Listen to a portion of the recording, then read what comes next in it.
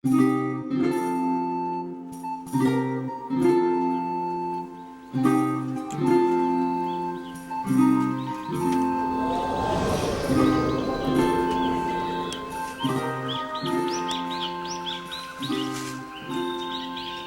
document, Adam, shows that my father left £1,000 to me in his will and charged my eldest brother, Oliver, to care for me well. And there begins my sadness. By the right of my birth, I should be raised like a gentleman, but he treats me like one of his servants and denies me an education. This angers me much, and the spirit of my father within me begins to rebel against this servitude. I can no longer endure it.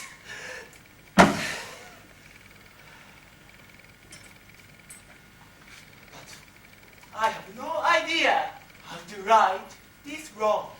Your brother, Oliver, approached his master. Stand aside, good Adam, and you shall see how he treats me. Now, sir, what are you doing? Nothing. I am not told to do anything. Do you know where you are, sir? Yes, here in your orchard. Do you know the person you are speaking to, sir? I know you are my elder brother, and I have as much of my father's blood in me as you. That you do me wrong to deny my rightful place in the family. How dare you, boy! Come, brother. You may be older, but you are not stronger than me. Take your hands off me, you dare! I am no villain. I am the youngest son of Sir Roland the Boys, our father. And if anyone dares to say that our father-son are villains, I'll pluck his tongue. Weak masters, be patient! For your own father's memory, be at peace! Let me go, I say! I will let you go when it pleases me. You shall hear me. My father charged you in his will to give me a good education. Therefore, allow me the means so that I may become a gentleman, or give me the £1,000 left to me by my father, so that I may buy my own education. And what will you do? Beg when that is spent? Well, sir, get you gone! I will not be troubled with you anymore! You shall have some of your £1,000.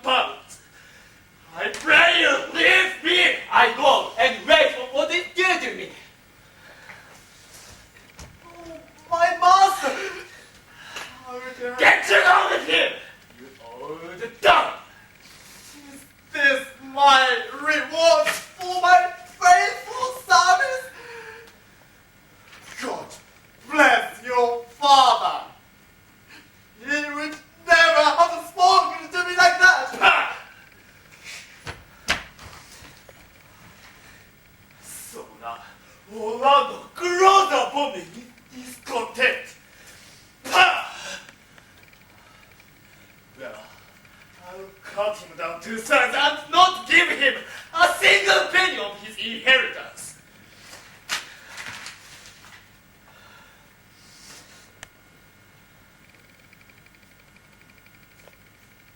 What of this? Hold your mercy. He's not a child. The Duke's Wrestler here to speak with you. He is with you. He is waiting to see us. Call him in. I have a plan to thwart Orlando. And tomorrow is the wrestling.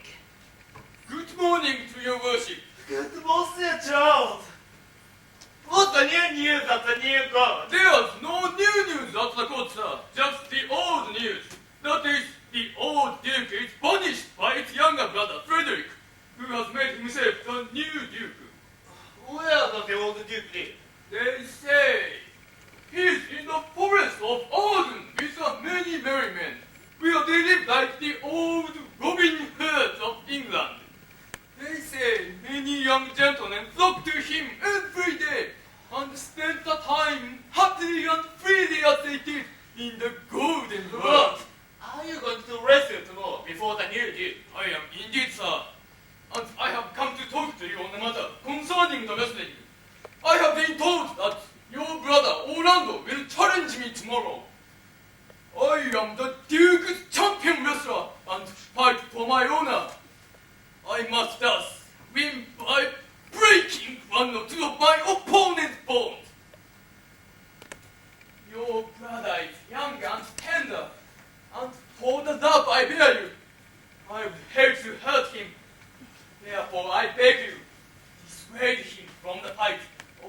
prepared for his disgrace. I also know my brother's intended charge tomorrow, and have tried to stop him, but to no avail. I tell you, Charles, he is the most stubborn young man in France, full of ambition and envy against better men, and even a secret motive against me, his elder brother. You had better break his neck and kill him. For if he loses, he plans to poison you or kill you in some other devious way. For I assure you, and almost with tears as I speak, there is no man so young and villainous as Orlando. I am heartily glad that I came to see you. If Orlando challenges me tomorrow, I will break all the bones in his body. And so, God keep your worship. Farewell, good Charles.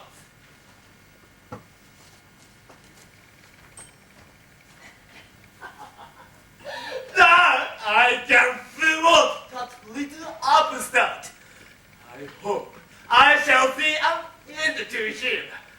For my soul, yet I know not why, hates nothing more than Orlando. Yet he is gentle, and although he has no formal education, shows many gentleman-like qualities, full of charm, and is much loved by my people, who now despise me. Well, I can throw that little upstart, and Charles is beat him.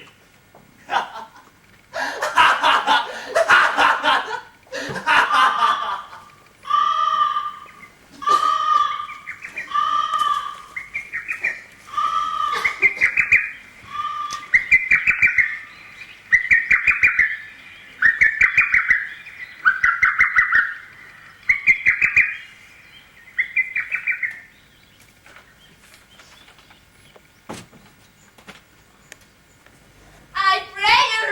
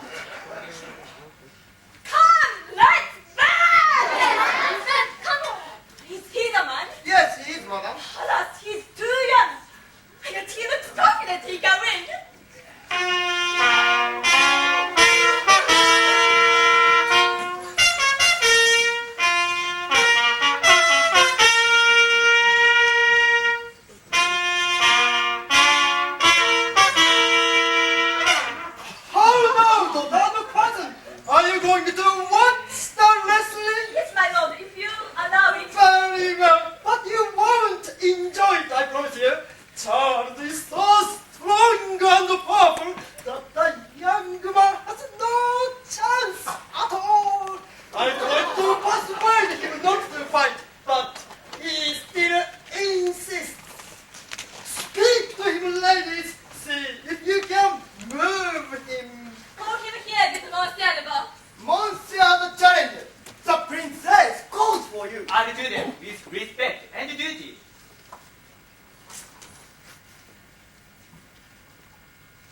Young man, have you challenged Charles the wrestler? Yes, fair princess. I've come to try and beat him with the strength of my youth. Young man, your ambition is too advanced for your youth. Have you not seen the cruel proof of that man's strength? We pray you, withdraw your talent, and do not fight Charles. Do, young sir. If you worry about your reputation, we'll say it's our request to the Duke to stop the wrestling. I beseech you, don't punish me with your hard thoughts. I know what you say to be true, and I don't want you to deny so fair and excellent ladies anything. But let your fair eyes and gentle wishes go with me to my fight. If I lose, there is only one who is shamed that was never loved.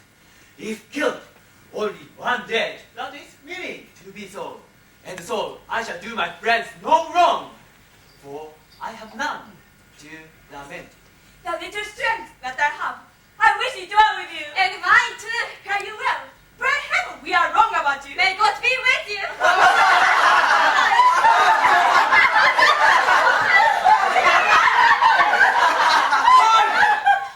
Where this guarantee to desire to lie with his mother are? You?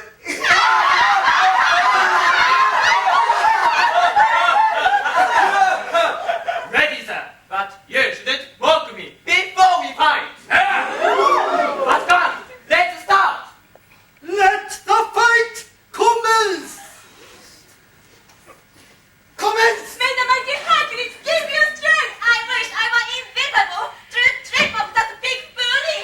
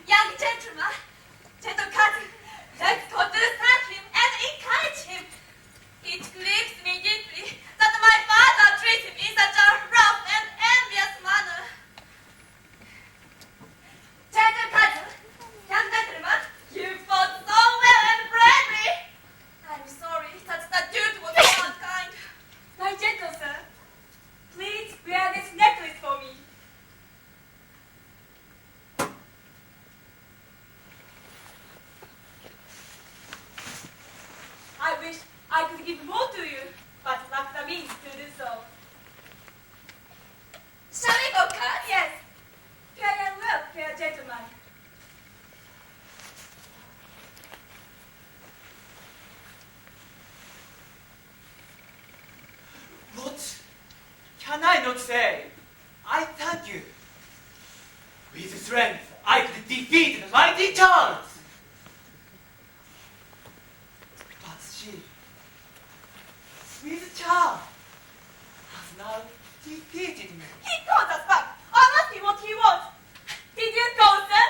You wrestled very well and have overthrown more than your enemies.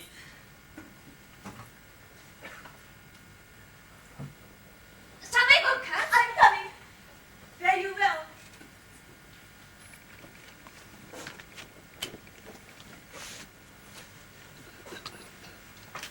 What passion hangs these weights upon my tongue? I couldn't speak to her, but she desired to talk with me. Oh, Orlando, you're overthrown, defeated by her beauty. Good sir, I do in friendship counsel you to leave this place. Although you do deserve high commendation, true applause and love. The Duke today is in a foul mood and is quite angered by your wrestling. I thank you, sir. And pray you tell me this. Which of the two young ladies who did speak to me just now was daughter of the Duke? Neither his daughter, if we judge by manners. But yet, the shorter lady is his daughter, Celia. The other lady is fair Rosalind, the daughter of the banished Duke. But I can tell you now, Duke Frederick is much displeased by Rosalind, his niece. He is jealous that the people praise her virtues and pity her for her good father's sake. I fear indeed he may do her some harm. But fare you well. I hope we meet again in better times than we are living in. I'm much indebted to you. Fare you well. From bad to worse, I must endure another. From tyrant Duke, and now a tyrant brother.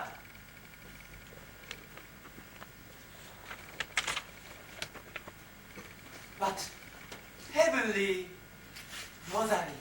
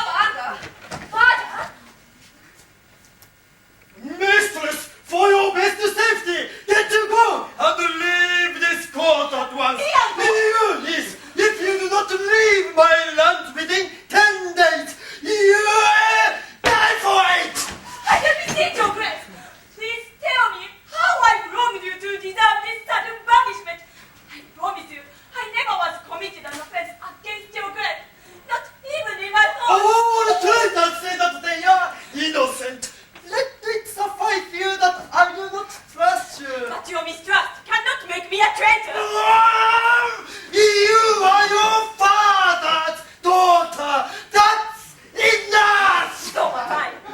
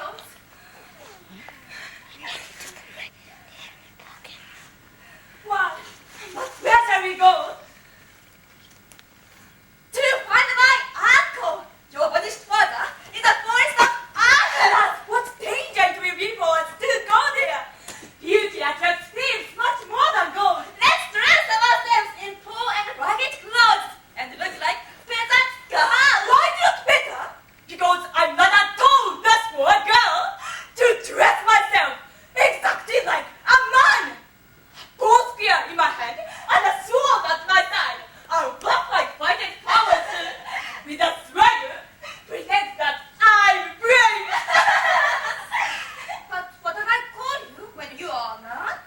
You call me Ganymede, Jupiter's page. And what shall you be called? Something related to my situation. Call me Ariana, meaning foreign woman. Why not steal that grimy statue stone? He'll just up when we are trouble. I know he'll follow me around the world, so I'm sure he'll join us. Let's away! Come, let's be merry and go away in content to liberty and not to punishment. Hey, he's in the forest of Toho with the many merrymen. Here they live like the old Robin Hood of England. They say many young gentlemen go to him every day and spend the time happily and freely. So fortune dance in the air, they twirl around without a care. We watch them swooping from a tree, like golden spirits they all are free. If life was like a golden leaf, our time on earth would be but brief. If life was like a golden leaf, our time on earth would be spent on grief. They land on grass, on bush, on brook, goose up in the land, in every nook. Without the leaves, the trees are bare, standing naked with nothing to wear. If life was like a golden leaf, our time on earth would be but brief. If life was like a golden leaf, our time on earth would be spent on grief. If only we could be like leaves that blow sway upon the trees, we flutter freely to the ground and sing with the breeze without a sound. If life was like a golden leaf, our time on earth would be but brief. If life was like a golden leaf, our time on earth would be spent on grief.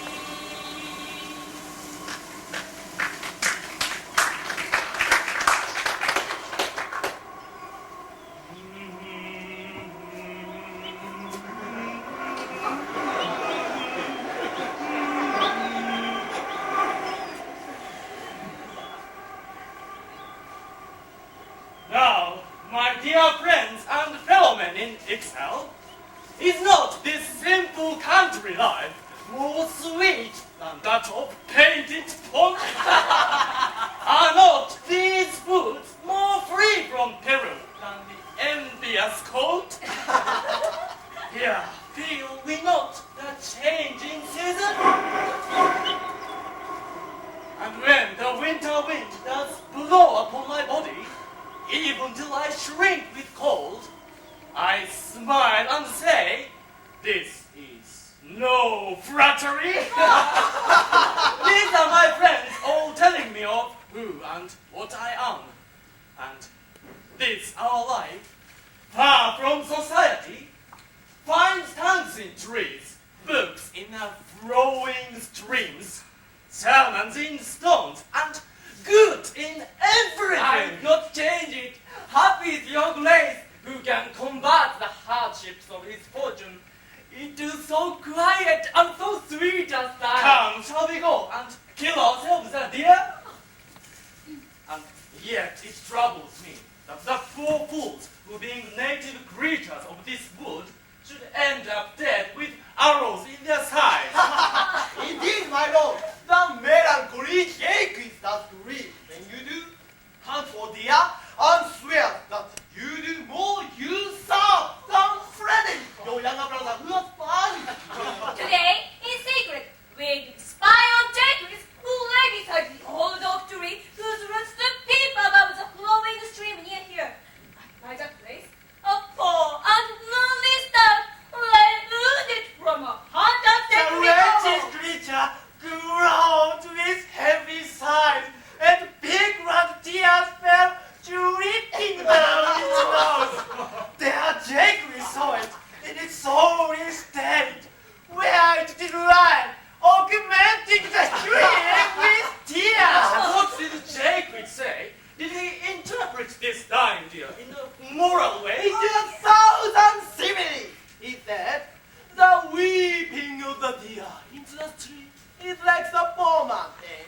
taxes to the wealthy gold, to the rich Napoleon.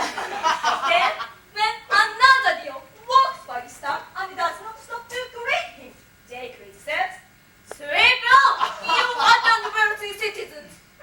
It's just the fashion. Why now should you stop and help a poor and broken friend?" And then, most bitterly, he did denounce the court, the city, and the country life, saying that we are tyrants and usurpers to massacre the harmless animals in their sign and turn native dwelling place. Did you leave him in this contemplation? Yes, my lord. Weeping disaster! Show me the place, for I would like to meet him. He is always entertaining in these moods. We'll take it to him, now, my lord. Come, let us go.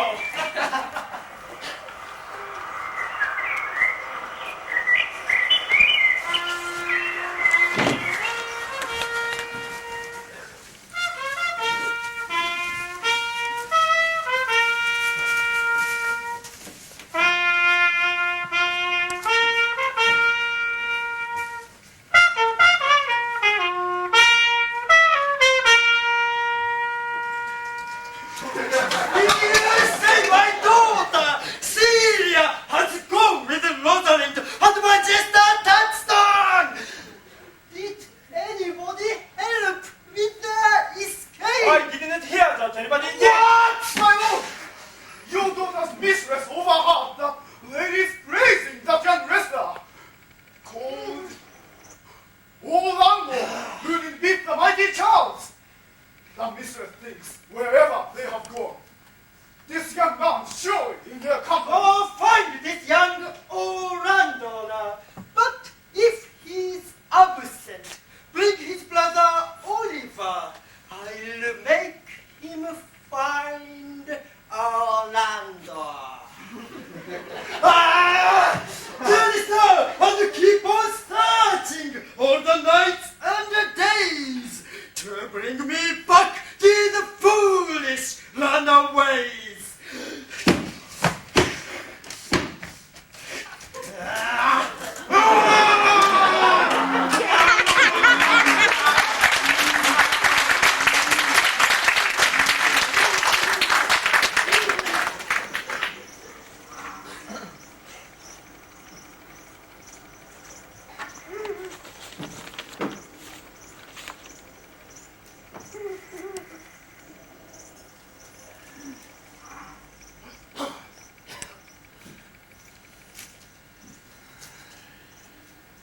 Who's there?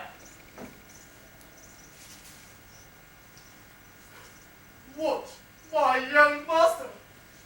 Oh, my gentle master. Oh, sweet master. What are you doing here? Why are you virtuous? Why do people love you? Why are you so foolish to beat that Charles? You know, master, that virtues can be traitors.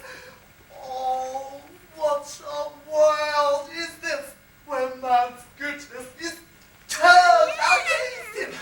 What's the matter? Unhappy youth, come not within these doors. Your brother.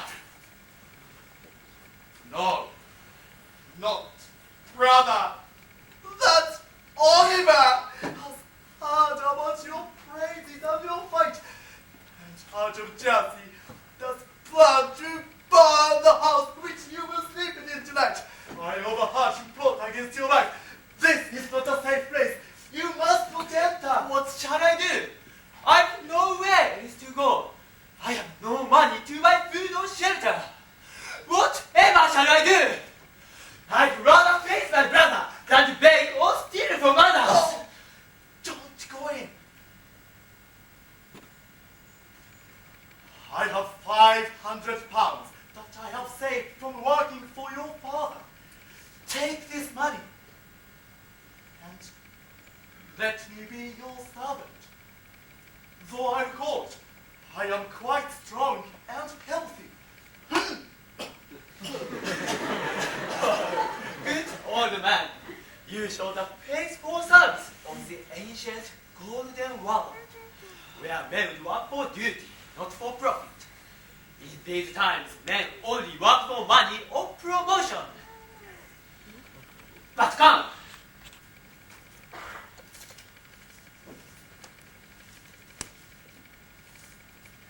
Before your hard-earned money is spent, let's seek a humble life and be content. Master, go on, and I will follow you and serve you well. A loyal friend and true.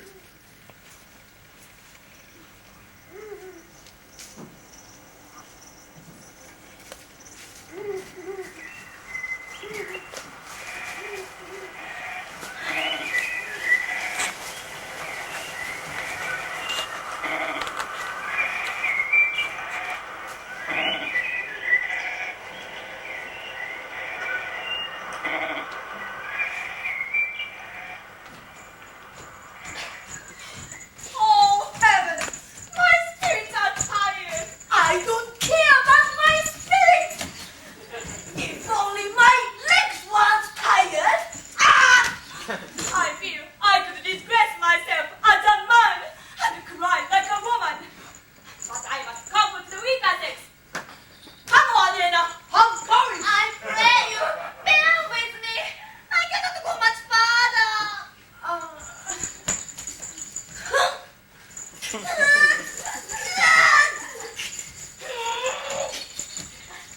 rather bear with you than bear you. You are too heavy to carry. Well, this is the voice of Arden. I'm more of a fool. When I was at home, I was in a better place. But travelers must be content. I'd be so good, Satiston. Look, who comes here? A young man and a note in conversation. This is the way to make us con you more. Corey, you don't know how much I love her. I think I know, for I have loved before. No, Corey, you are old and cannot know how deep and passionately I'm in love.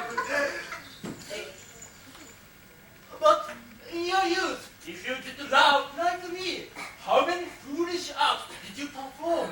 Or prompted by the feelings of your heart? 1,000 Sylvias. That was now forgotten. But then, you have never truly loved Colin. If you cannot remember any point that love caused you to do when you were young, then you have never loved. I think If you have never sat here like I do and bored the hearer with your lover's praise, then you have never loved. Oh, never left your friend without good reason. And now my love stick passion between you. Then you have never loved.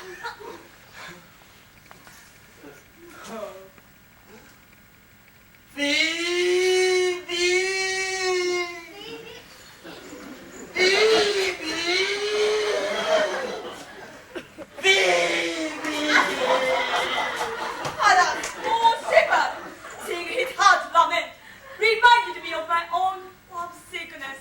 And mine. I remember when I was in love with the milkmaid, I beat another man to death for talking to her. I used to kiss the cows others that her pretty hands had milked, and in her absence, I wooed the broom she used to sweep the yard, and imagined making love to her with it.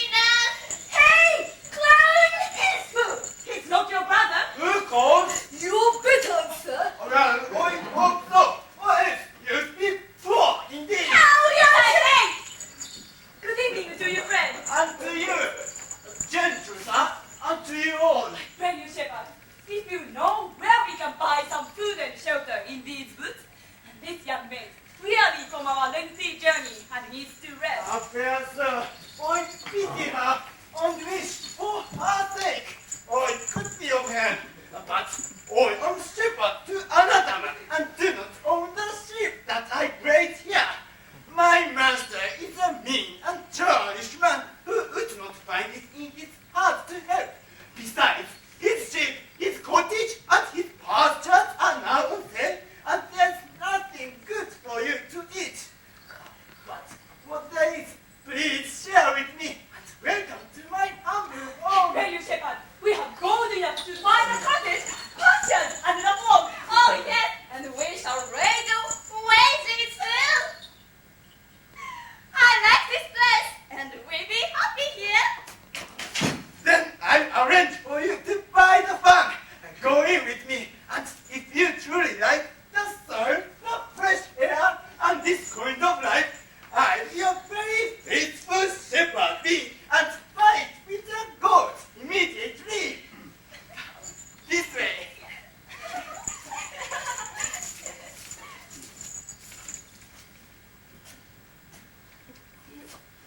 Oh,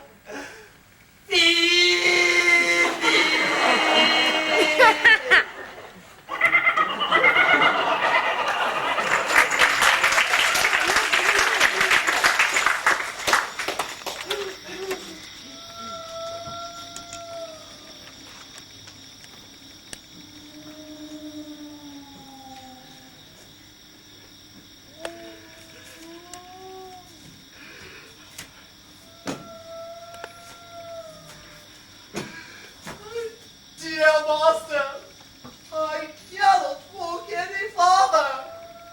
Oh, I'm exhausted, just dying for food. I am lying here on the ground and make it my grave. What's the matter? Don't you have a stronger spirit? Live a little, rest a little, and cheer yourself a little. If there's any savage creature in this wild forest, I will either be good for it, or I'll kill it, and it will be good for you. For my sake, be cheerful and hold off death a while. I return soon, and if I don't bring you back some food, I give you leave to die. But if you die before I return, I'll be angry with you. That's it. Take heart and be cheerful. Come, first I'll take you to find shelter. Then I'll look for food.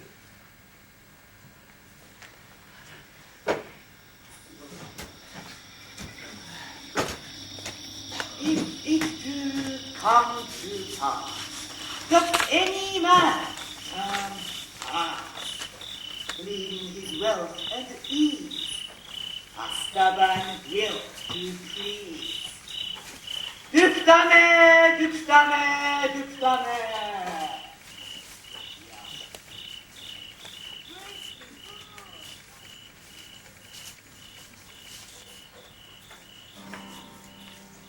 Under the old oak tree, who loves to lie with me and sing a merry note, just like the sweet bird note.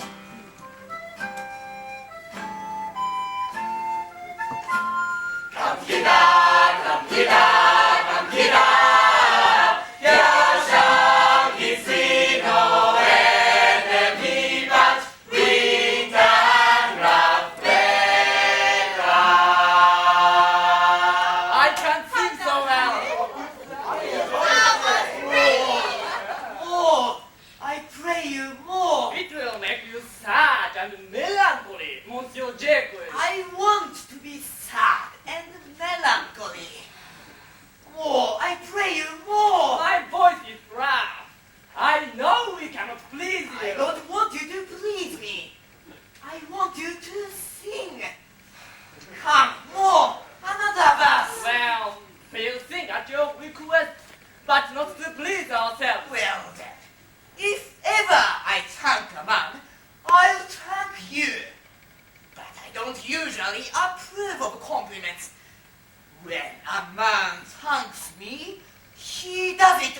of flattery and want something in return. Come sing. I'll finish the song then. Third, prepare the supper. The Duke will eat under these trees. This is okay. The ambition shine and love to live in the sun. Until the wife just meets and pleased with what he is.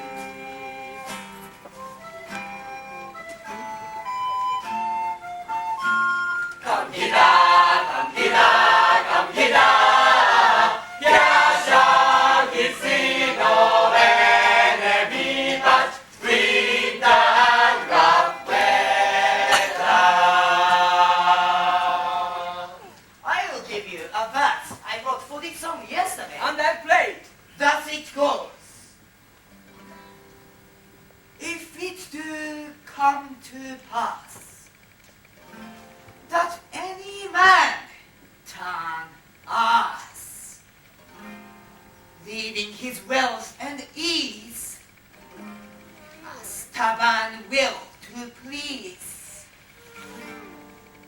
duktame, duktame, duktame, here shall he see great fools like he, and if he What's will, that? Dukudame, man. ah, it's a Greek phrase, meaning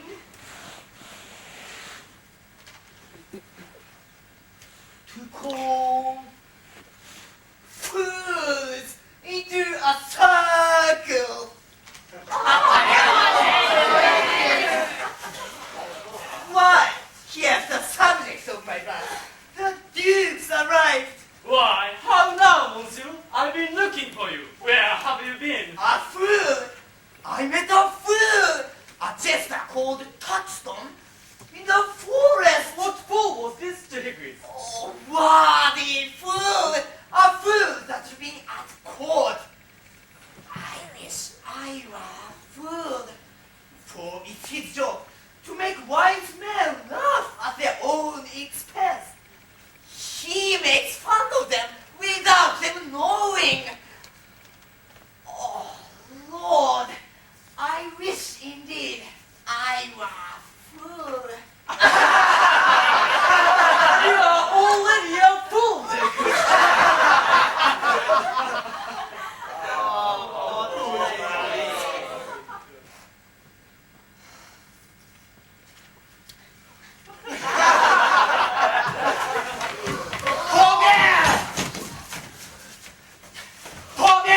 Oh, you shall eat no more! Ah, young man, I haven't eaten anything yet. No shall to give me food, old man. Are you so rude like this? Are you distressed? Or else because you lack good manners? Good sir, you are correct at first. The turning point of my distress has taken from me the show of courteous behavior. I am indeed a gentleman. But yet, oh man, I say, he died who touched any of that fruit till I and my affairs are answered. If you will not be answered with reason, I must die.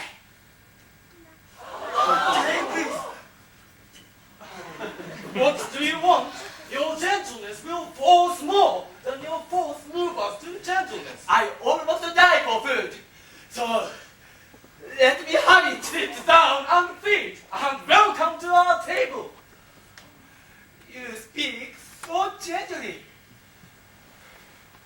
Pardon me, I pray you. I thought all men were cruel and savage here, and thus pretended to be threatening. But who are you that live here in this forest, under the shade of dark and creepy bounds? If ever you have looked on better days, if ever from your eyelids wipe a tear, and know what is to pity and be pitied, let gentleness move you to pity me. In the which hope I blush and hide my knife.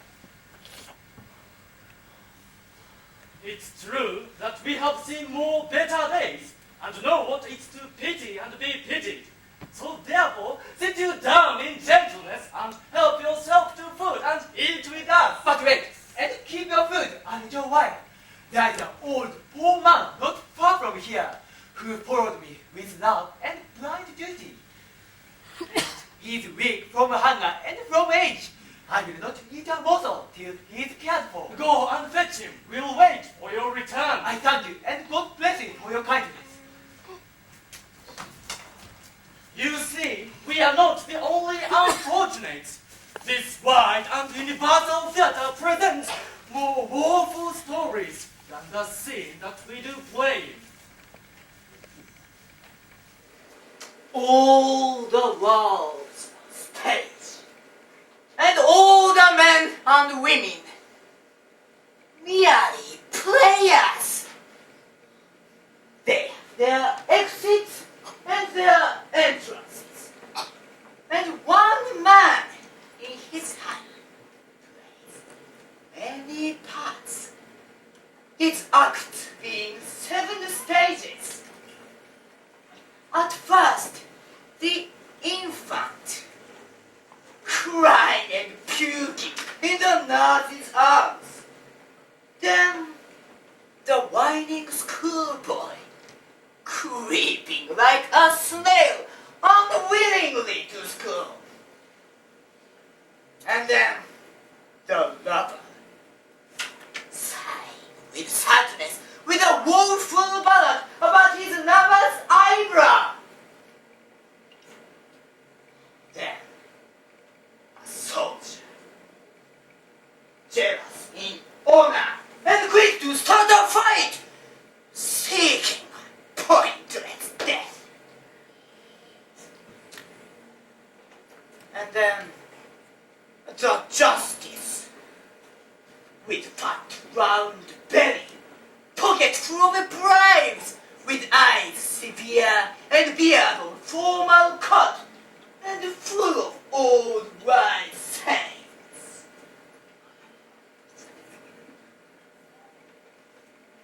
The 6th age shifts into a weak old man, shuffling in slippers with spectacles on nose. His manly voice turning again into childish tremor and whistles in his sound.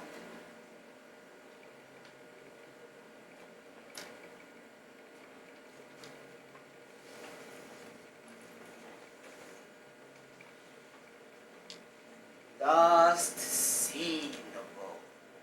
That ends this strange, eventful history.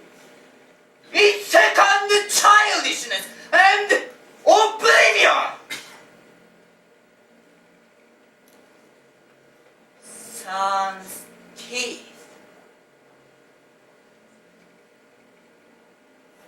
Son's eyes.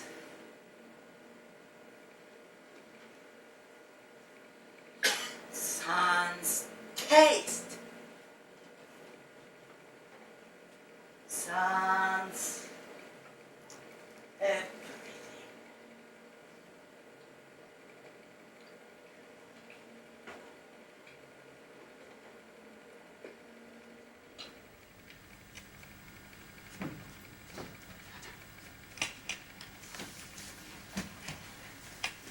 Welcome. Please sit and help yourselves to food. Give us some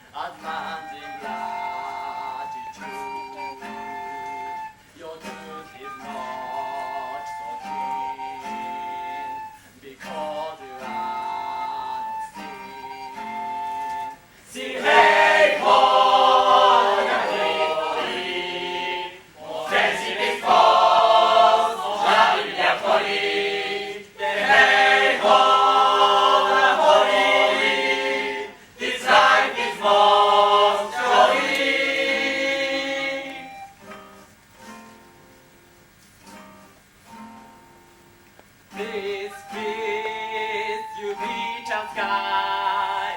You do not fight so high as promises forgot. A friend remember not.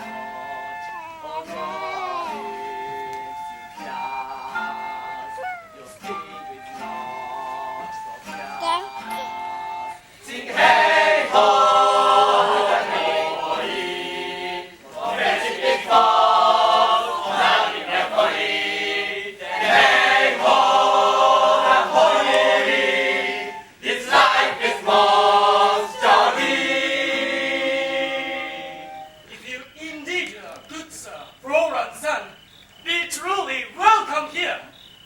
I am the Duke that loved your father.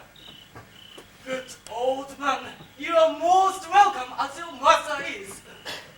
Now, tell me how you came to this our land, and let me all your fortunes understand.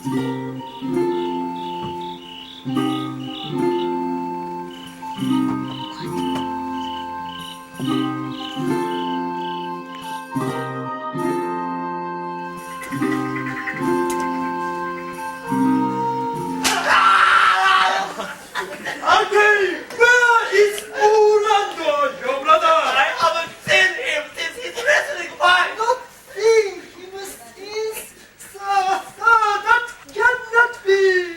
No more!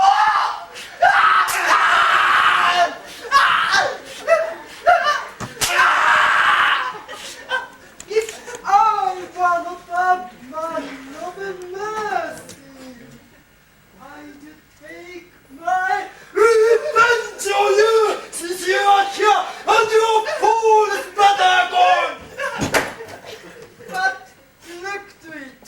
Find Orlando and bring him back to me, alive or dead, within 1 month, or else I'll have you put to death instead of him. Your lands are not property. I have to seize until you prove to me you did not help Orlando run away with You're right! I swear, I have no part in this! I never loved my brother in my life! Then you are more villain than I thought. Release him then and throw him out of court.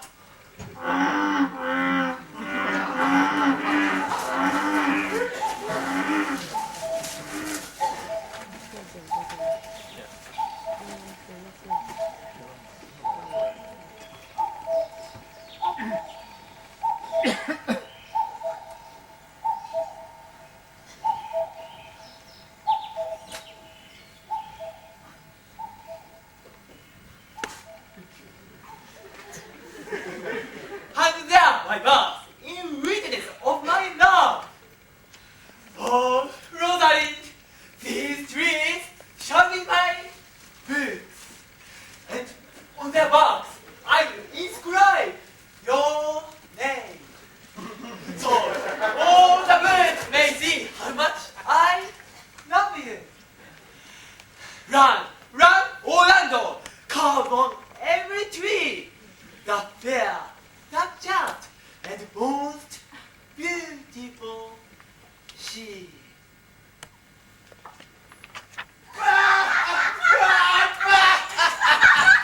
And what do you think of this shepherd, like Master Touchstone? Truly, shepherd, in respect of itself, it's a good life.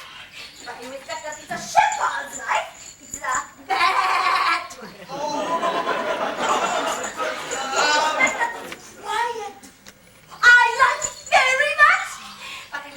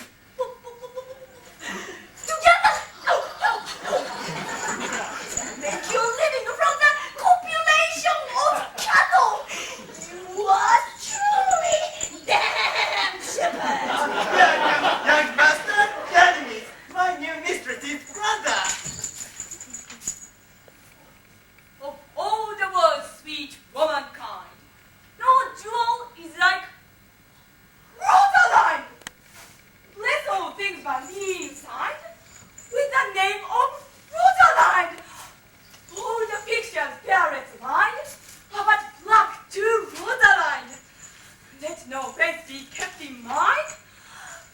But that of young Rosalind, the poem had the bass rhythm of a milkmaid carrying her milk to market. I can invent a better one.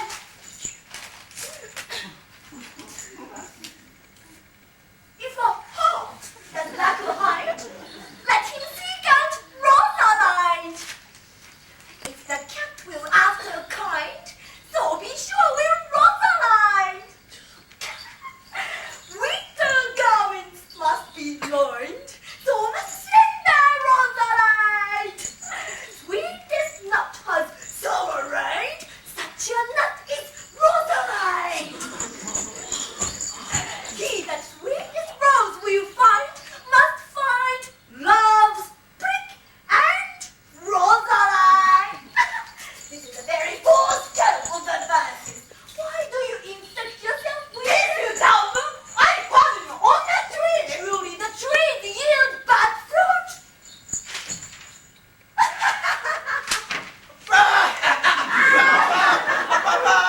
Hey, here comes my sister reading. Stand aside. Oh, Rosalind, please set me free. If I'm alone, then you are lucky. Your love I seek most dearly, for which I pay you anything.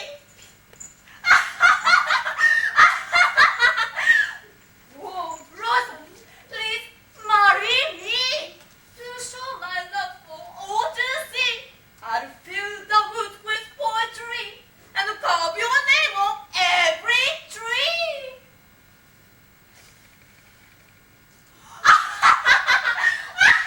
Do you really the trees by reading them? Teach yourself, boy. Oh no! Leave me alone with Ganymede. Come, shepherd! I'd rather leave anyway than listen to any more of those poems. Let's make an honorable retreat. Oh, Rosalie, farewell.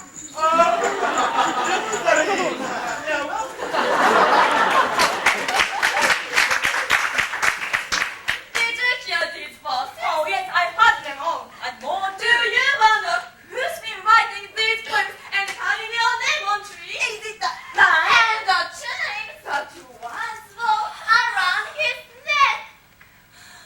Are you blushing? I pray you, you don't know. No, then you tell me who it is. Oh, wonderful, wonderful. Yes. And more? Oh, wonderful, wonderful. And yet again, wonderful, wonderful. Oh, tell me after that. Even more wonderful, wonderful, wonderful. Did you tell me who it is? You stammer like wine coming out of a narrow bird's bottle. Either too much at once or none at all. I pray you pour this hidden man out of your mouth so I may drink your news. So you may put a man in your bed. Can you tell me who it is? It's young Orlando, who pulled over Charles the Wrestler and your hat at the same time. I know it can't be. Now seriously, who is it in first cousin? It's he, Orlando. Orlando. Yes! Alas the day! What shall I do with my tunic tight? What was he doing when you saw him? What did he say? What was he wearing? What's he doing here? Did he ask for me? Where is he living and when will you see him again? Answer me one more! I will throw a piece of the hero I'm in the forest and wearing men's clothes. Did he look as handsome as when we last saw him? It's easier to find a needle in a haystack than to answer the question of another. I found him under a tree like a drop. Oh, he must have dropped from heaven. Listen, good man. Proceed. He was dressed like a hunter. Oh, it's come to kill my heart. I pray you. Will you let me continue without interruption? Don't you know I'm a woman? When I think, I must speak. Please continue, sweetie. You wear me out. Look! Is that him? It's him! Stand aside and let's watch.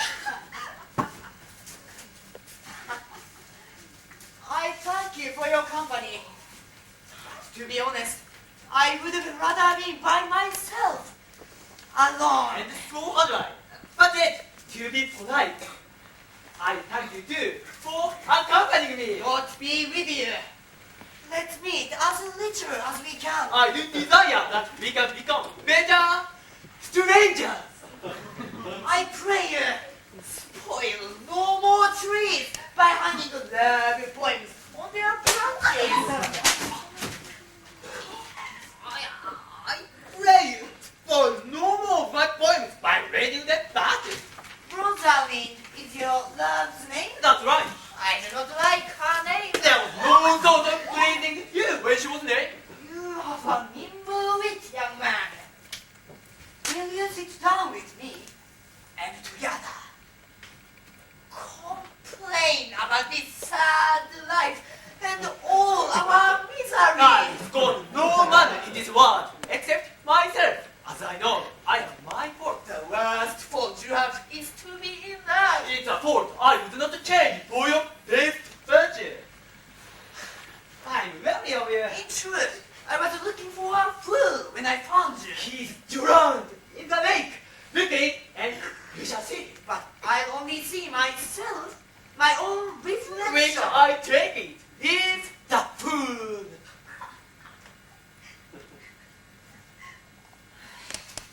I take my leave of you. Farewell, good Signor Love. I'm glad of your departure. Adieu, good Monsieur Melancholy. I speak to you like a fellow man, and in this disguise, take a fool with him. Hey! Hey, you there! Yes? What do you want? I pray you, what is the time of clock? You should ask me what is the time of day. There are no clocks in the forest. Then there is no true lover in the forest, who is the sign every minute and the groaning every hour would show the lazy foot of time as well as the clock. And why not the swift foot of time? Isn't that the correct phrase? Oh no, sir. Time travels slowly when one is in love. And how is that, young sir? For a young man, between the betrothal of our marriage and the actual wedding day, if that time is 7 days, time space is so slow that it will seem like 7 years. Where do you live? Pretty you. With the shepherdess, my sister, here in the skirts of the forest, like a fringe upon the petticoat. Are you native of this place? Oh yes, I was born here in the woods. But your accent is too refined for country youth. I've been told the same by me. You see, my uncle taught me how to speak, and he was brought up in the court. Indeed, he knew that courtship well, so there he fell in love. He's warned me many times against it, and I thank God that I'm not a woman, for my uncle found many faults in women. What faults do women have? Well, mainly the cause of love sickness in men, which is very hard to And how do you cure love sickness? I can only tell those who are sick. There is a young man who holds his boots, carving rosary on their backs and hanging love points on their mouths. If I want to meet this poor fellow, I would give him some good counsel, for he seems to have a heavy dose of love fever. I am he that is so love sick. I pray you, tell me your remedy. But there are none of my uncle's signs in you. He taught me how to know a man in love, which I'm sure you are not. What are the signs? Down here? A thick face, which you have not. Bags under your sleepless eyes, which you have not. Then your tunic should be untucked, your tight stone, your shoes untied, and everything about you showing a careless desolation. But you are no such man. You are quite smart and tidy, and you dress as if you love yourself without loving any other. Dear youth, I wish I could make you believe that I'm truly in love. Make me believe it? I was more hope of making your lover believe it, which although she may believe you, I'm sure she won't admit it. That's another fault of women. They always lie in the name of love. But truly, are you the man who's been hanging verses on the trees, or praising the name of Rosalind? I swear to you, by the fair hand of Rosalind, I am he that unfortunate unfortunate he. But are you so much in love as your rhyme say? Neither rhyme nor reason can express how much. Well, love is madness. But I know I am curing it. You wouldn't be able to cure me. Yes. I can cure you if you call me Rotary and come to my cottage every day to woo you. But you're mad. If you want to be cured, you have to do as I say.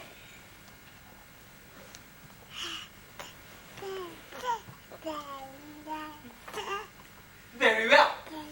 Since I cannot woo Rotary the person, I'll woo you instead and pretend that you're Rosary.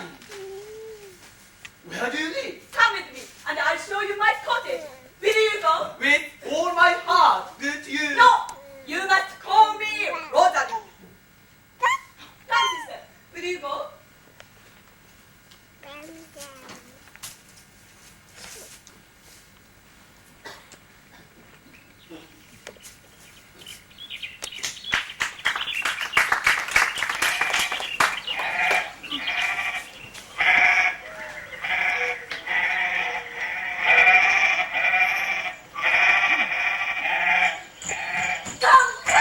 Audrey! What, my God? We bet your goat's leg! Do you like me, Audrey? Does my countenance please you? Your countenance? What? My looks! Do they please you? Look! Where? I might as well have intercourse with their goats, Audrey. I have no chance in satisfying my wit and desires with them. Now, there's an ill-matched couple, if ever I saw one. I wish the gods had made you poetical. I don't know what poetical means. Does it mean pure and virtuous? Is it a good one? No, not really. For poetry is full of lies, and lovers use poetry all the time. Do you want me to be poetical then? I do indeed, for you have told me you remain a virgin until you are married. But if you are a poet, I might have some hope that you are lying. Then you would prefer I was unjust. Well, beautiful girls are often unjust, and ugly girls remain virgins longer. Well, surely I must be ugly, for I'm certainly not a slut. Yes, praise the gods for your ugliness. Slash makeup later. But be that as it may, I'll marry you. I have arranged with the local vicar, Sir Oswald Martix, to meet us here and to marry us. The gods give us I wouldn't miss this for the world. Sir Oswald! Sir Oswald Martix, thank you for coming. Will you marry us here, or shall we go to your chapel?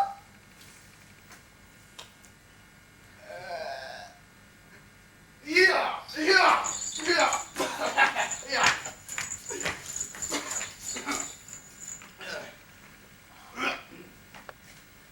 Isn't there anybody to give away the woman? I will not take her as a gift from any man. True, she must be given. What? The marriage is not lawful. Proceed. I'll give her. Good day to you, good master Jacques. I'm very glad to see you. Are you going to get married, fool? As the ox has his yokes, the horse his reins, and man has his desires, I must be married. But will you be the man of your breeding? Be married under a tree like a beggar? Get you to a church and have a priest that can tell you what true marriage is. This fellow will marry you badly. I know, and I'd rather he marry us badly, because it would be a good excuse for me to leave my wife later. Come with me, and I will counsel you. Oh, very well. Come here, my sweet old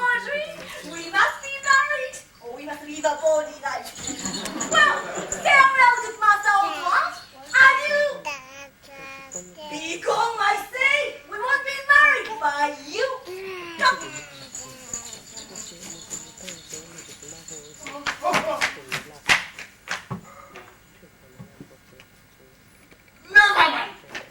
I won't be mocked out of my profession by such a rascally fool.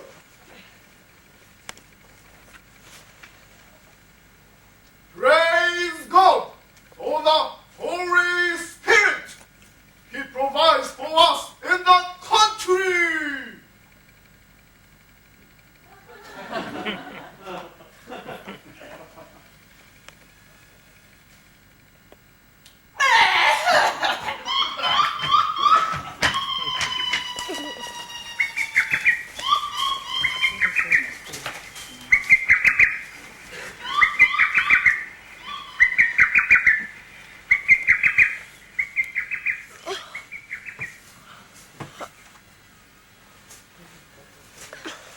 Orlando hasn't come yet. He's late. Oh, don't mention it or I will cry. Cry if you wish. But tears are not sweet for man. I have good reason to cry. Orlando swore he would come this morning. But he isn't here. Well, there's no truth in him. Do you think so? Well, he may be a virtuous and honest man. But in matters of love, he's as hollow as a worm-eaten nut. Not true in love. He's true in love when he's in love. But I don't think he is in love. But you heard him swear that he was in love. But it's not it. Besides, the word of our lover is no stronger than that of our drunkard. They always forget their promises. Anyway, Orlando is now living with your father, the Duke, in the forest. I met the Duke yesterday, and he asked me about my parentage. I replied that it was just as good as his. So he laughed and let me go. Why don't you fathers when there's such a man as Orlando? Isn't he wonderful? Oh, he is a wonderful man. He writes wonderful poems, speaks wonderful words, makes wonderful promises, and breaks them all wonderfully too.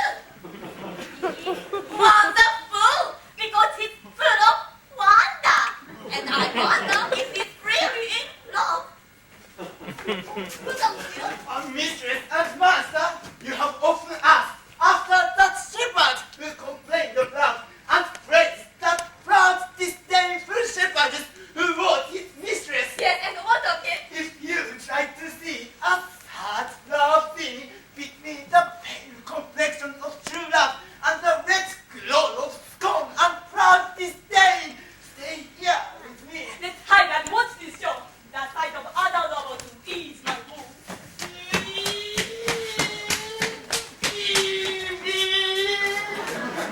Do not stop me.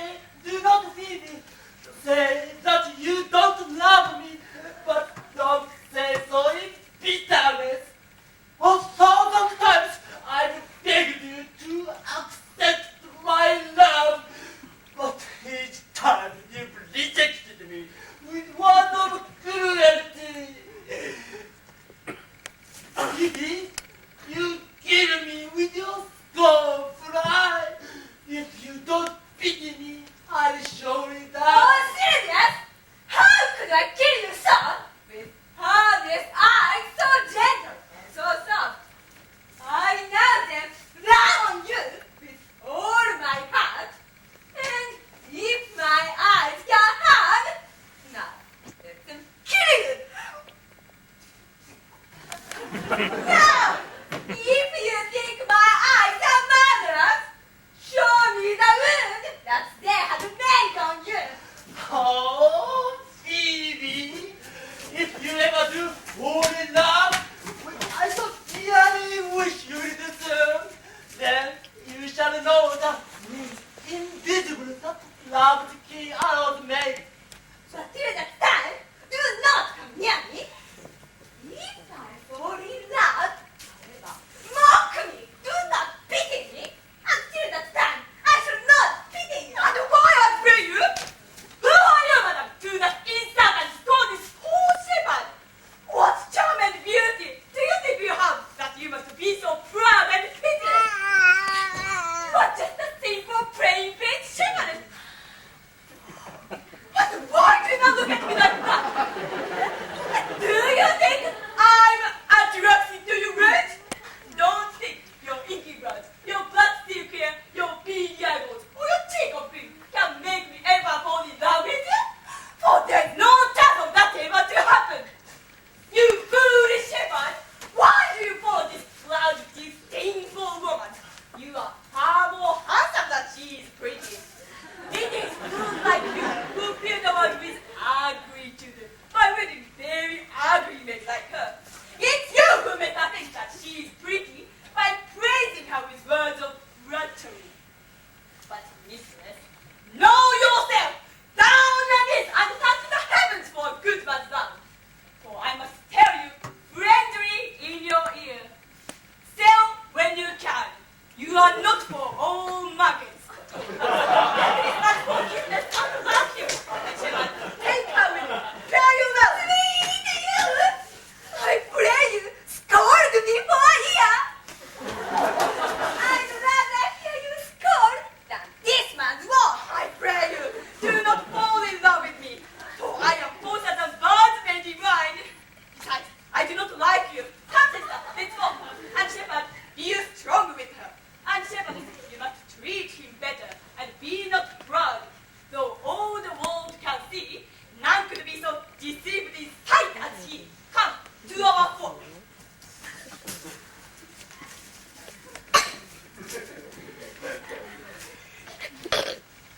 Sweet Phoebe. What did you say, Sylvia? Sweet Phoebe. Pity me. I'm sorry for you, gentle Sylvia. Then love me, sweet Phoebe. I am in love, Yes. but not with you, you foolish shepherd. Since you speak of love so well, I will enjoy your company, and I will employ you too. So strong and holy is my love for you that I'll do anything you ask me Do to. you know that young man who spoke to me? Not very well, but I have met him once. He's bought the cottage and the herd of sheep that the old pedant once was master Don't of. think I love him, though I ask for him. He's just a silly boy. Yet he talks well. But I don't care for words unless the words to please my ears. He's a handsome youth. Not very handsome. Handsome enough, but sure, he's proud. And it suits him well. He'll make a fine young man. His good points are his lips, because his words were rather harsh. He has a slender figure and a fair complexion, and his lips are rusty red. There are many women, Sylvia. I'm sure will fall in love with him. But for myself, I love him not, nor hate him not. And yet, I have more cause to hate him than to love him, because he's strong and cruel man. I wonder why I didn't answer him. I know. I write a very scornful letter, and you shall take it to him. Sylvia, will you Phoebe, with all my heart. I like it now. Come, shepherd, let's depart. Phoebe. I pray you, pretty youth, let me know you better. They say you are a melancholy fellow. Oh yes, it's good to be sad and say nothing. Why? It's good to be a tree. My melancholy, it's not just common sadness. It's a result of all my experiences on my travels, which, when I think about, wrap me in a most depressing sadness. A traveler. By my faith, you have great reason to be sad. I fear you have so hold your own land to the other man's land. You have seen much, but gained nothing. Ah, but I have my experience. And your experience makes you sad. I'd rather have a fool to make me merry than experience to make me sad. Well, I'll take my leave of you. Darren, Monsieur Traveler.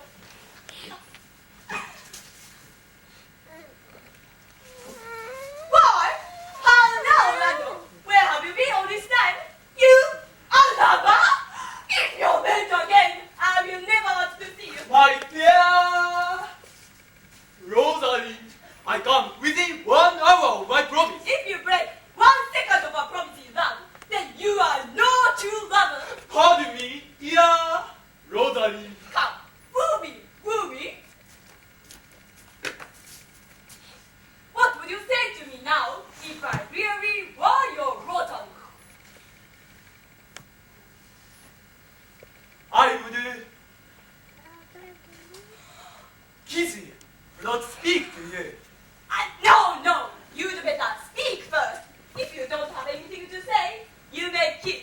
There are 7 stages of courting, which must be followed in the correct order. The 4th stage is praising your mistress with words of flattery. The 2nd stage is kissing. What's the 3rd stage? The 3rd stage is to hold your lover's hand. What's the 4th stage? The 4th stage is to kiss again. We'd better practice. You're a man. I can't kiss a man. If you want to be cured, you have to do as I say. You must pretend that I'm really Rosary. Come on.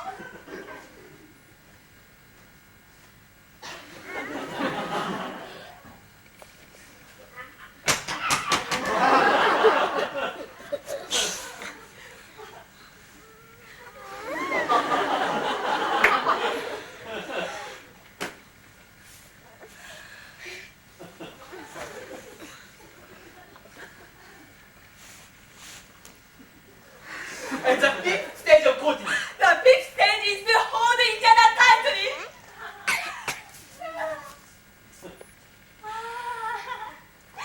And the 6th. To kiss it again.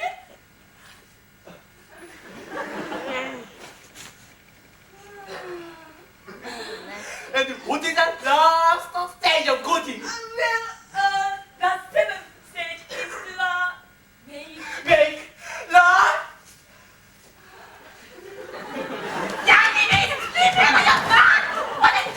What are you doing? Yes. No, not to make a marriage proposal. I wish you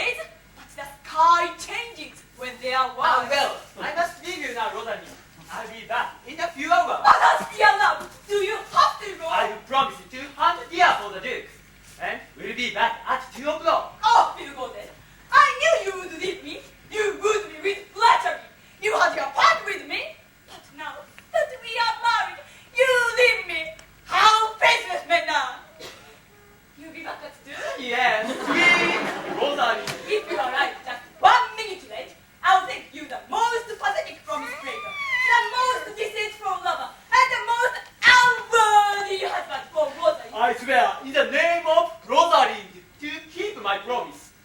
So, adieu. And Rosalind will swear against you if you don't. And you've completely wronged the name of women in your love game. Oh, gods, gods, gods, my pretty gods. If only you knew how many miles deep I'm in love. But it cannot be measured.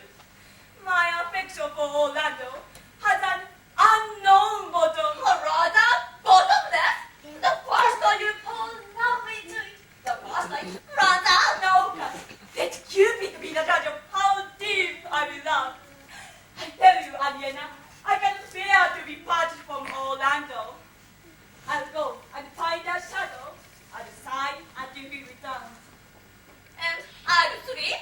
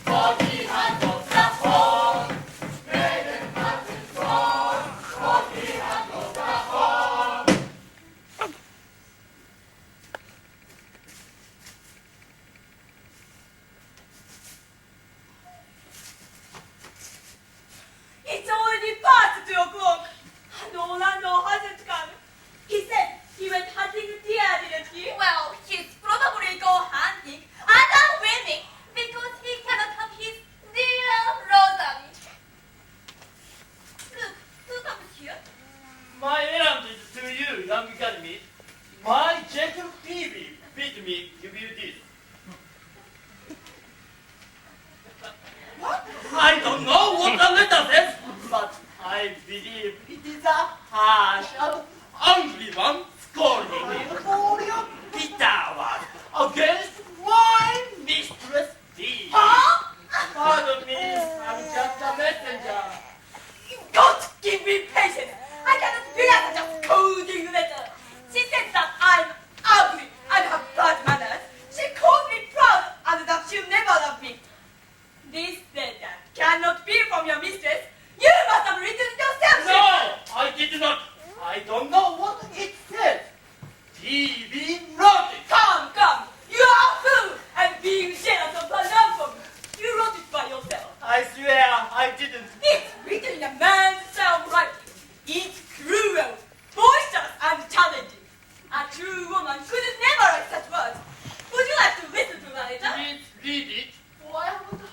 yet, but had too much of Phoebe's cruelty.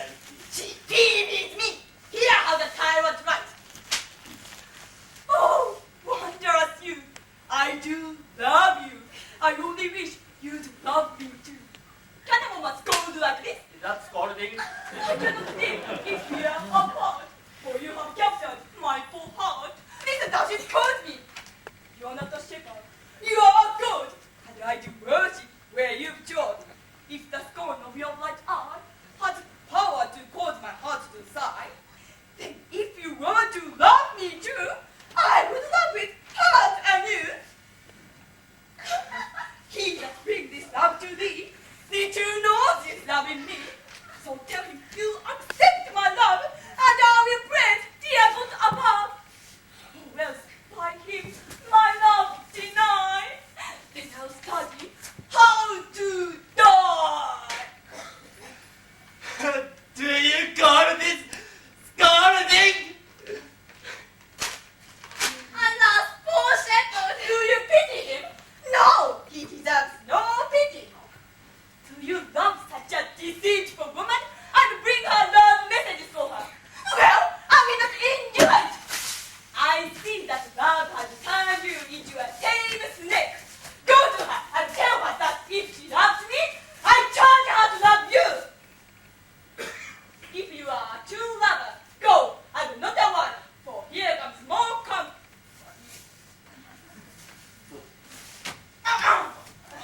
Good afternoon.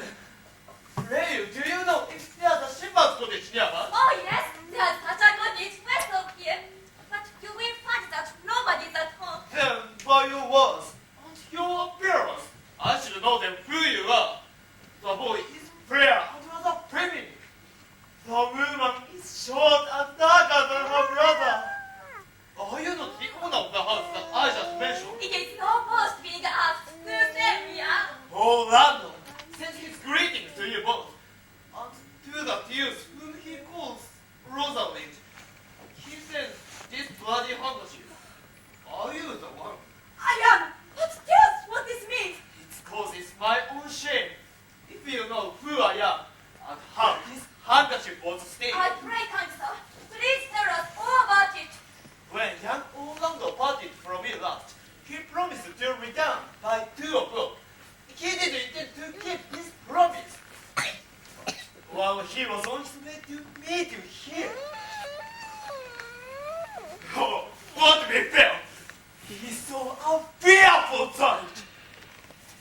Under our oak, a wretched man lay sleeping on his back. And there, behind a bush, a hungry lion lay crouching head on ground. With cat-like watch, he waited for when the sleeping man should stir. This time, Orlando did approach the man, and found it was his brother, Oliver. I've heard him speak of that same brother, whom he calls a cruel and evil brother. It's true. I know he was an evil man. But what about Orlando? Did he leave his brother there, food for the hungry lion? He almost did. For twice he turned his back. But kindness, nobler ever than revenge, persuaded him to fight and kill the lion. And during this battle, I awoke. Are you his brother? Was it you, he said? Was it you who did fought against his It life? was I, but it's not I now. For I have been converted by my brother's act, and love him dearly as a brother should. But what about the bloody handkerchief? I'll come to that. In short, Orlando took me to the duke, who gave me food and clothes. He led us to his cave, where Orlando took off his shirt, and there, a voice down. The lion claw had torn away some flesh. He fainted, crying the name of Rosalind. After reviving him, I found his wound, and he then sent me here to tell this story, in hope that you'd excuse his broken promise. He bid me give this bloody handkerchief to the shepherd whom he calls Rosalind.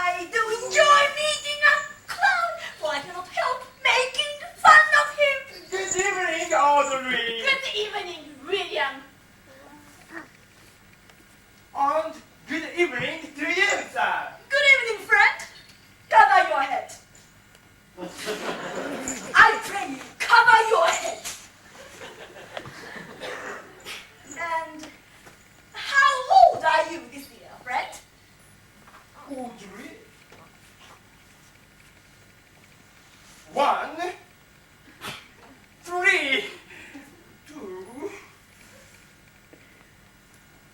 1 year, sir. 1 year? 1 year older than last year. 1 year old. Why? Thank you very much, sir. Your name is William? Your name is William? Oh, my name is William too.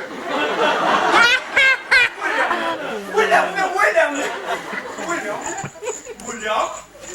I see. Are you rich? In fact, so. Very good. Very excellent good. And yet, it is not rich. It's just so. Are you wise? Oh, yes, sir. I am pretty wise.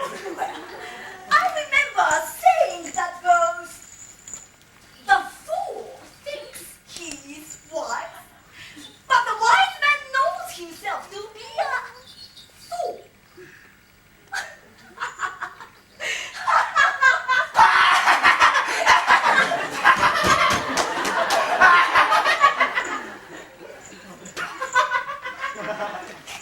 Do you love this maid? I do, sir. Give me your hand.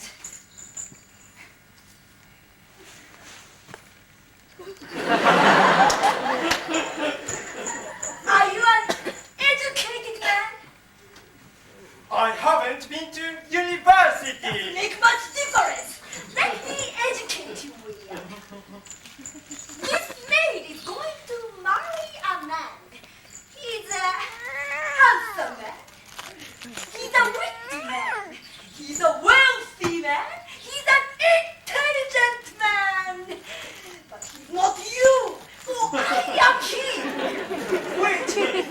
He said that will marry this woman. Therefore, now, abandon. At the bomb?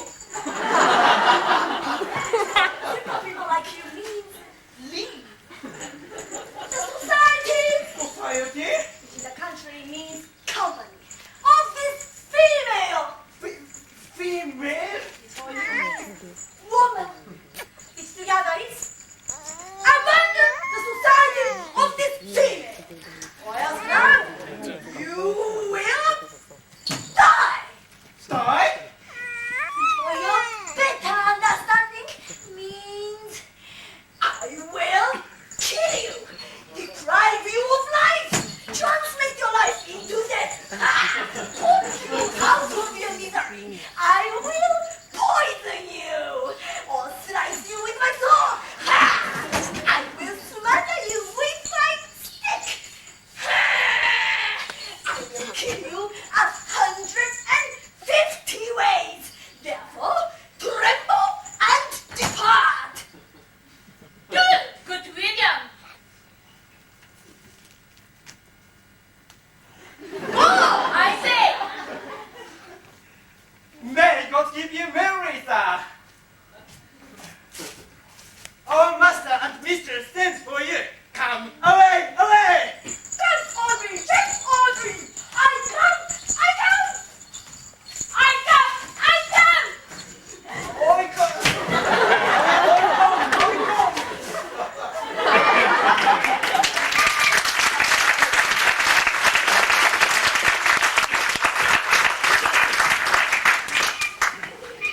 Yes, brother. Aliena and I wish to be married. Is it possible that when first you met Aliena, you immediately fell in love with her, and then, loving her, you wooed her, and after moving, she accepted?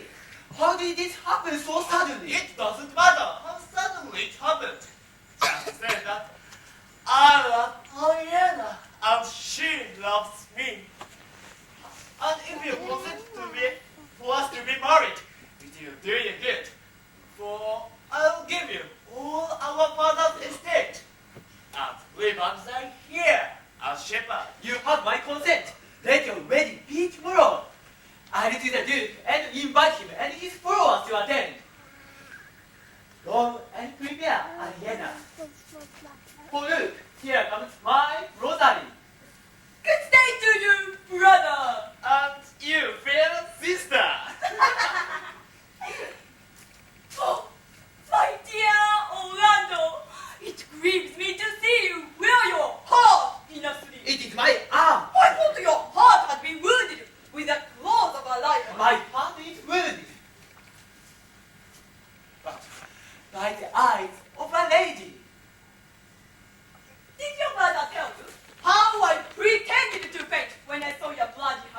he did, and told me even more unbelievable news too.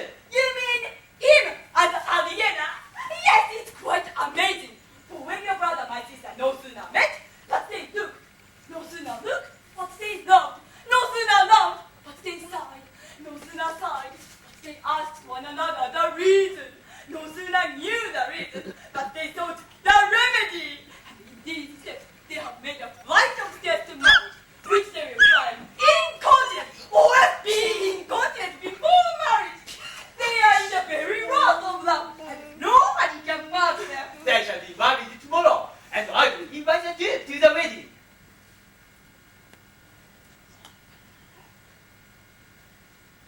But, oh, how bitter it is to see happiness through another man's eyes. I only wish that Rosalind could be married with me tomorrow. Can't I pretend to be your Rosalind tomorrow? I can live no longer by thinking you are Rosalind.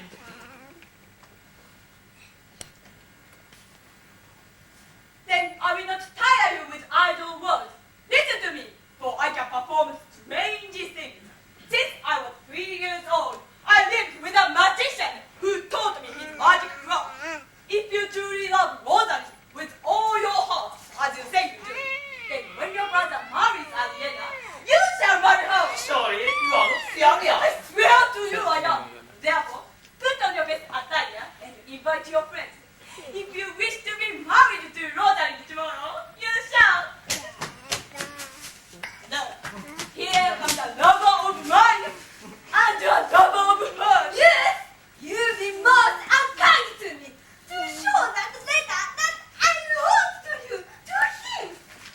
I do not really care. It's my hobby to seem that scornful and unkind to you. You are there followed by a faithful shepherd who worships you, so why not love him too? Good shepherd, tell this youth what it is to love. It is to be all men of sighs and tears. And so am I for thee. And I for Ganymede. And I for Rosalind. And I for no woman. It is to be all men of faith and duty. And so am I for thee. And I for Ganymede. And I for Rosalind. And I for no woman.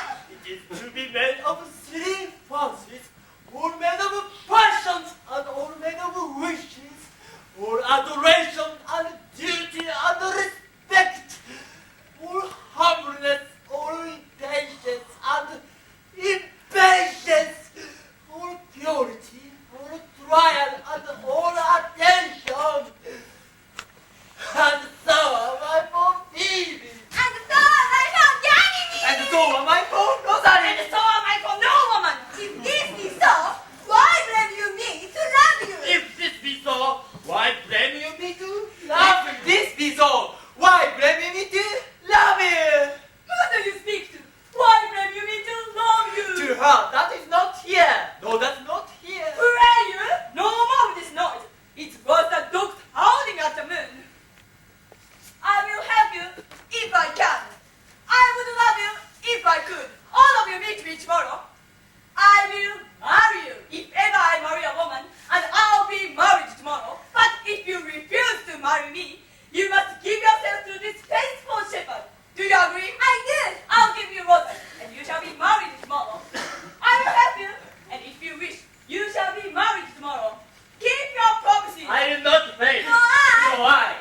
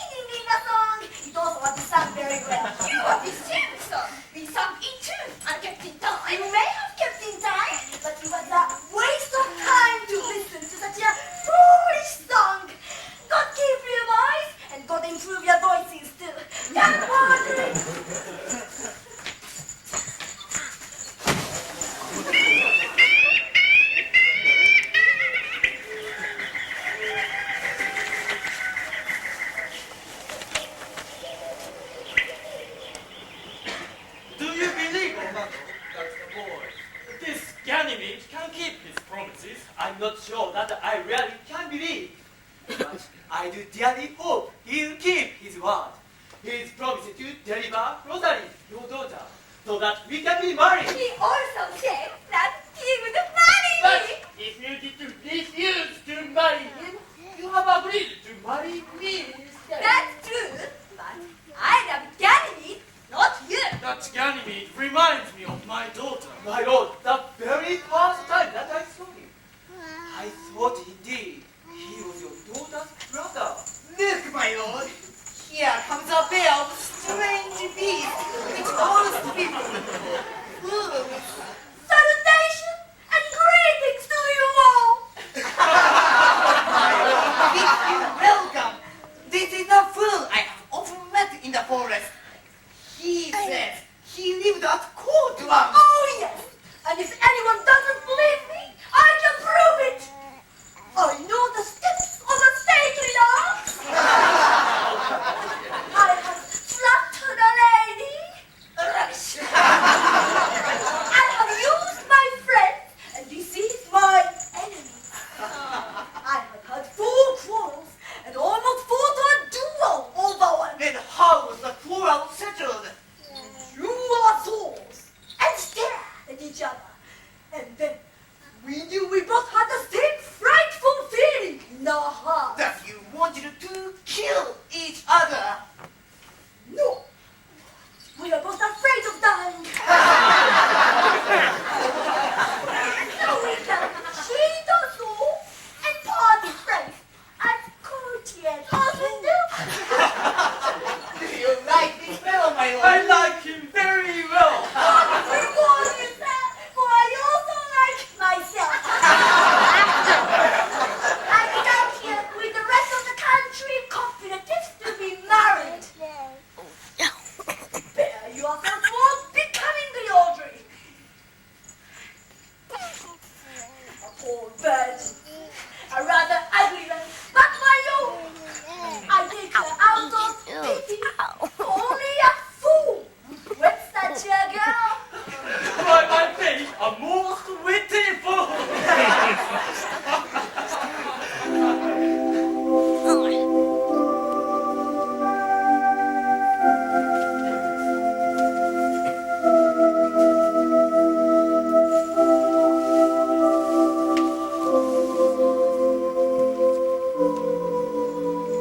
We gods in heaven are always pleased when earthly matters are appeased. Good dude, receive your maiden daughter.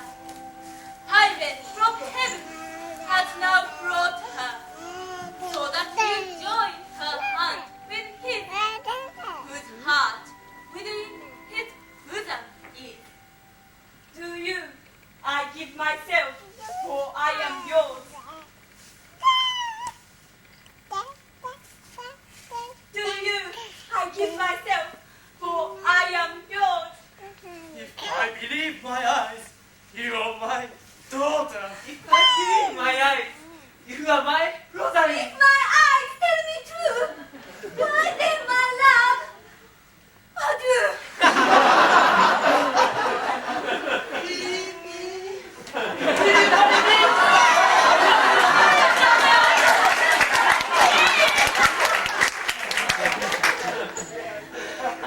Peace, ho! I bow confusion. It's I must make conclusion of these strange events. Here's 8 that must take hand to join in Hymen's band. If truth holds true content, you and you no quarrel past. You and you are heart in heart. You must love him if you can, or take a woman as your man. You and you are joined together after winter to cold weather. While a wet hymn we sing, feed yourselves with questioning of how you met and who you are. So to all of you, John,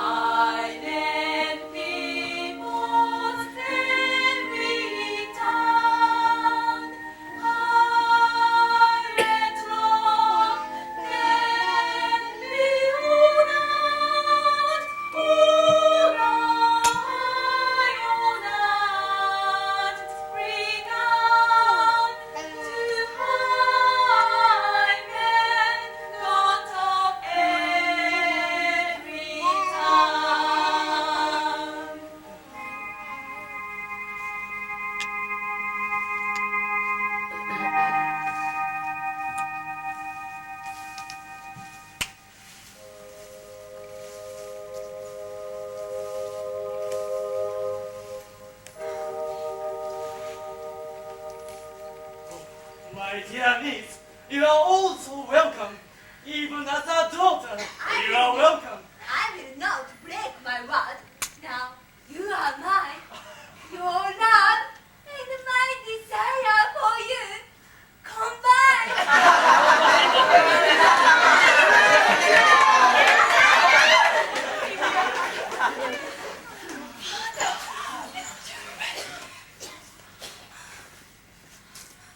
Allow me, please, to speak a word or two.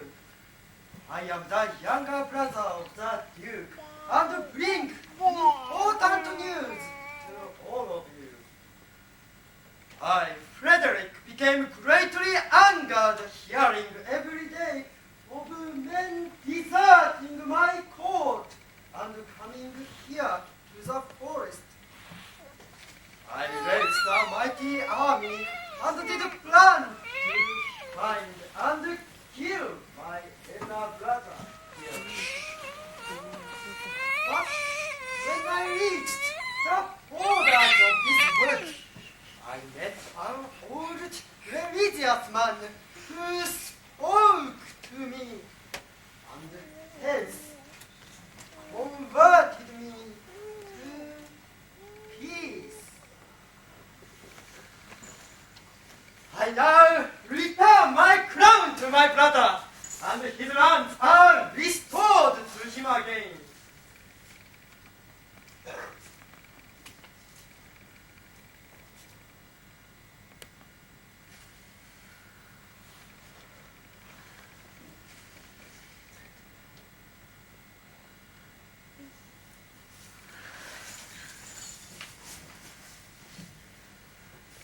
Welcome, brother, and thank you for your news. You bring fine gifts to these two brothers' wedding. To Oliver, his lands may be returned. To Orlando, a future duke waits. But first, in this forest, let us finish the celebrations of this happy day. Then after, all those in my company who have endured hard days and nights with us shall share the goods of our returned fortune. We shall return to court and leave these woods. But now forget this new dignity and fall into our rustic revelry. Music and we brides and bridegrooms all with measure heaped in joy to measures fall.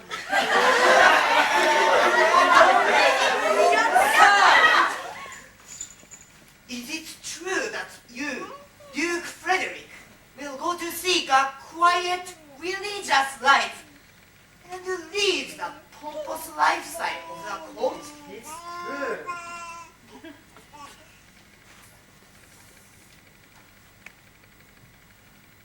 Then I will follow you, for there is much to learn from such a lonely life. You, your former honor, I decreed. Your patience and your virtue well deserve it. You, your long and well deserved bed. You, your land and love and family. You, to a love that your true faith does merit.